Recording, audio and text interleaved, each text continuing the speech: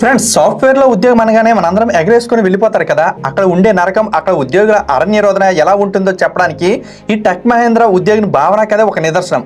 11 ఏళ్ల తన కూతురికి ఆరోగ్యం బాగోలేక చూడడానికి 3 రోజులు సెలవు అడిగితే సెలవు ఇవ్వడానికి కుదరదు, రేపొచ్చి ఆఫీసులో రిపోర్ట్ చేయాల్సిందే, లేదంటే నిన్ను టెర్మినేట్ చేస్తామంటూ ఆమె బాసులు ఆమెకు మెయిల్ పెట్టి మరీ హెరాస్ చేశారంట.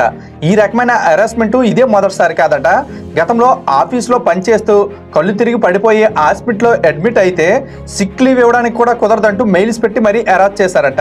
4.5 నెలలుగా ఆ ఆఫీస్లో ఆమె ఇలాంటి హెరాస్మెంట్ చూశానంటూ ఆమె చెప్పిన మాటలు వింటే నిజంగా మనందరికీ చాలా బాధేస్తుంది. ఆఖరికి వాష్రూమ్కి వెళ్ళాలంటే కూడా పర్మిషన్ తీసుకోవాల్సిందేనంట. వాష్రూమ్కి వెళ్ళాలంటే కూడా చెప్పాలి, ఫ్లోర్ మీద అరుస్తారు ఎక్కడికి వెళ్ళారు అని. వాష్రూమ్కి వెళ్ళాము అని చెప్పలేక అసలు పని ఉండి వెళ్ళాము అంటే ఎక్కడికైనా వెళ్తే చెప్పి వెళ్ళాలి. So I'm not comfortable sharing వాష్రూమ్కి వెళ్తున్నాను అంటే బయోబ్రేక్ అని చెప్పండి. నిజంగా చాలా బాధాకరమండి. పైన బాసులు మగవాళ్ళు అయితే కింద మహిళా ఉద్యోగులు అతన్ని ఎలా అడుగుతారు? ఈ విషయాన్ని ఆ మాత్రం కూడా ఆలోచించే కామన్ సెన్స్ ఉండదా? ఆఖరికి కనీస మానవత్వం కూడా చూపించకుండా ఆమెను టెర్మినేట్ చేశామని మెయిల్ పెడితే తనకు జరిగిన అన్యాయానికిపై ఈ భావన దుండిగల్ పోలీస్ స్టేషన్లో కంప్లైంట్ చేసి అదే ఆఫీస్ బయట న్యాయం జరిగే వరకు కథను అంటూ నిరసన దిగింది. ప్రస్తుతం ఈ భావన ఉదంతం సోషల్ మీడియాలో బాగా వైరల్గా మారింది.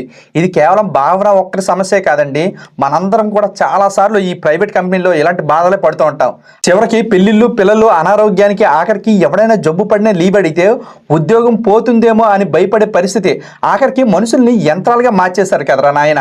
అరే బాబు, కోట్లు సంపాదించే మీలాంటి పెద్ద పెద్ద కంపెనీలకి లాభాలు ముఖ్యమే, కానీ ఆ లాభాల వెనక పనిచేసేది కూడా రక్త మాంసంలో ఉన్న మనలాంటి సాధారణ మనుషులు అనే విషయం మాత్రం మీరు ఇప్పటికైనా మీ ప్రైవేట్ కంపెనీలు మారండి. ఫ్రెండ్స్, మీరు కూడా ఇలాంటి ప్రైవేట్ కంపెనీలు ఇలాంటి బాధలు అనుభవించే ఉంటారు కదా.